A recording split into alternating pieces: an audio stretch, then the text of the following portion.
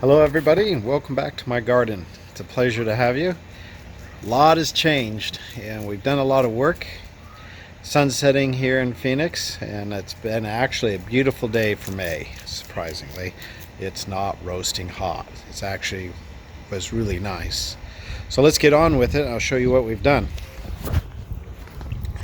So first of all, we are going to get rid of a portion of our lawn. We originally wanted to get rid of a lot more lawn.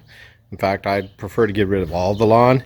However, we've decided to keep a good chunk of it, partly because we have dogs, partly because we have grandkids, and I also compost what I mow, which is helpful in that sense.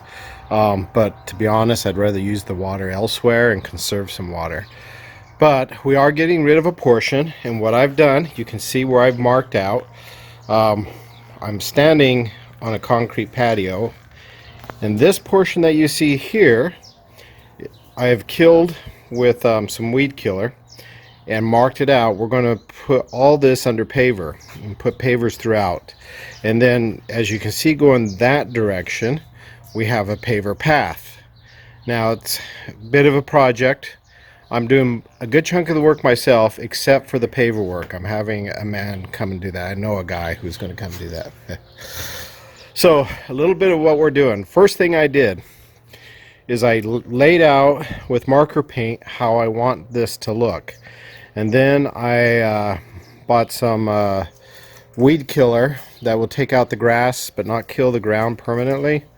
Partly because there are some areas of this ground I still want to use. And I sprayed it down a few times to make sure it's dead. Now this portion where my dog's standing, that we're going to remove all that grass and that's going to be replaced with gravel and plants.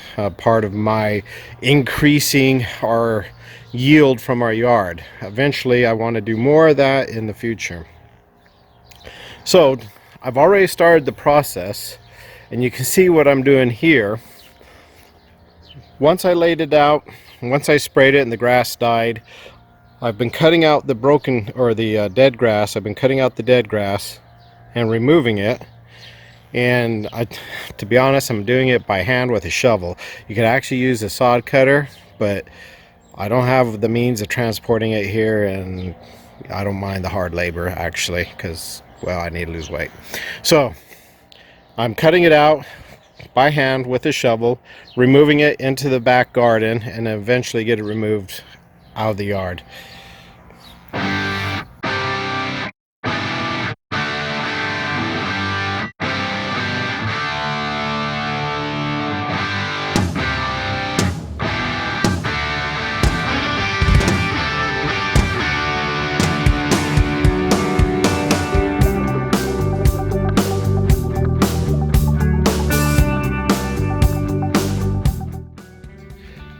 Project's moving along nicely.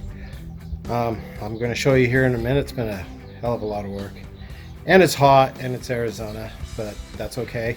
Trying to get all the work done in the morning, drink lots of water, and in the hottest part of the day, well, we just stop, do something else. So I'll show you what we got.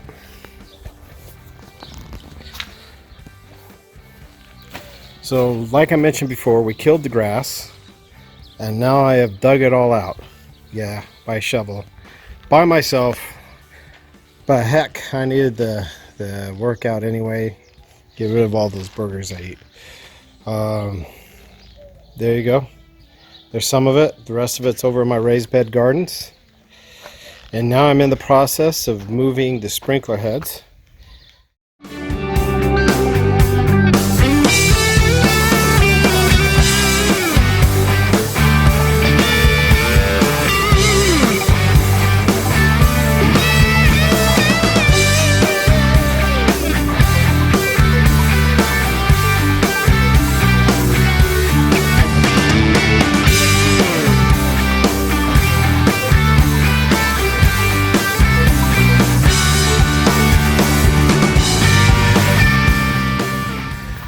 So, as you can see, big changes. All that used to be grass, and there.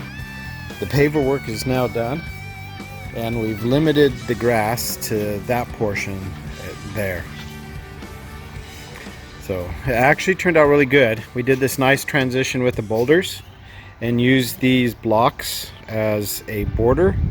The border used to go that direction, and we tried to reuse the concrete curbing that had been put in, but it just breaks too easy and it was not reusable. So we went with this, and we're actually very happy with it.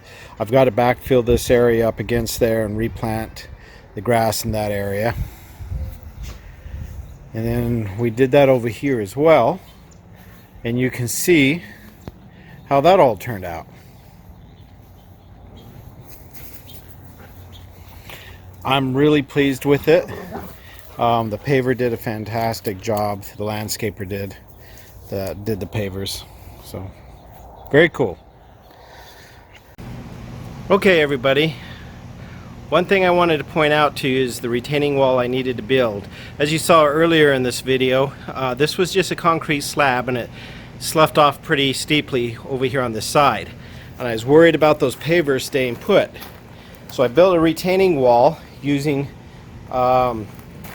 these brick blocks from the local big box store, you know, Home Depot, Lowe's, etc. So I bought those, and I put a retaining wall in. I put a foundation underneath using base material fairly deep, compacted it, soaked it in, compacted it again, and then I stacked those blocks. And now to keep the blocks in place, they are glued in place using a high-end construction adhesive that I found that's supposed to last. We'll see how well it does. So far it's been great. I built this a while ago, and it holds the pavers back like a lip, and I made sure that it was level, the same height as the pavers, so it blends in nicely with the pavers, as you can see. So that worked out really well. And you're probably wondering how we keep these pavers in place on the upper level. Well, same glue. Glued down this last row right here. I glued those down to keep them in place. So far so good. I'll keep you up to date if there's any changes with that. But supposedly this adhesive I used is supposed to be fantastic and just for this sort of purpose. So that kind of wraps it up. That is my paver project, and it's made a world of a difference for our yard, and we're really happy with it. So I hope you enjoyed this and got something from it, and maybe got some good ideas. Love to hear your comments. Please leave some, and if you like all this, please subscribe. And I'll see you all next time.